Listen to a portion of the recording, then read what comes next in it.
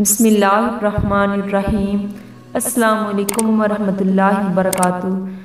پرانے زمانے کی بات ہے، بادشاہ نے گیدڑوں کی آوازیں سنی تو صبح وزیر سے پوچھا، یہ رات گیدڑ بہت شور و گل کر رہے تھے، کیا وجہ ہے؟ وزیر عقل مند ہوتے تھے، اس نے کہا، جناب کھانے پینے کی چیزوں کی کمی کی وجہ سے فریاد کر رہے تھے تو حاکم وقت نے آرڈر فرمایا ان کا بندوبست کیا جائے۔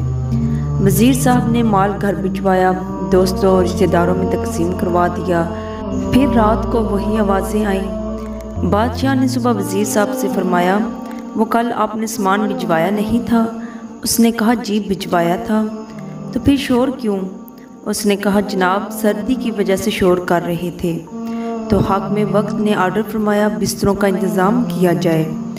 صبح موجیں لگ گئیں، پھر حسب عادت اپنے گھر بھر دیے، دوستوں کے بھر دیے۔ پھر رات آئی تو بدستور آوازیں آنا شروع ہو گئیں۔ بادشاہ نے غصہ فرما کر وزیر کو طلب فرمایا اور دریافت فرمایا، کیا بستروں کا انتظام نہیں کیا گیا؟ وزیر نے عرض کی، جناب وہ سب ہو گیا تھا۔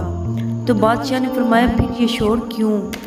اب ہم پاگل بادشاہ کو عقل مند وزیر نے مطمئن کرنا تھا، اوکے کی رپورٹ دینی تھی۔ وزیر صاحب تھوڑی دیر بعد باہر چلے گئے۔ جی میں پتہ کر کے آتا ہوں۔